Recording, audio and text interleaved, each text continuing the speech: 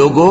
آؤ میں تمہیں وہ چیزیں پڑھ کر سناؤں جو تمہارے پروردگار نے تم پر حرام کر دی ہیں۔ ان کی نسبت اس نے اس طرح ارشاد فرمایا ہے کہ کسی چیز کو اللہ کا شریک نہ بنانا اور ماں باپ سے بدسلوکی نہ کرنا، بلکہ حسن سلوک کرتے رہنا اور ناداری کے اندیشے سے اپنی اولاد کو قتل نہ کرنا،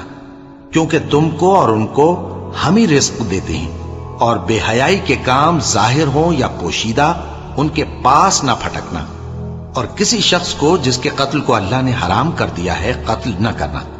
مگر جائز طور پر، یعنی جس کا شریعت حکم دے۔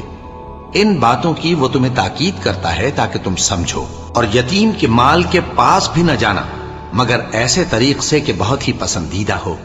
یہاں تک کہ وہ جوانی کو پہنچ جائے، اور ناپ اور تول انصاف کے ساتھ پوری پوری کیا کرو۔ ہم کسی کو ذمہ دار نہیں بناتے مگر اس کی طاقت کے مطابق، اور جب کسی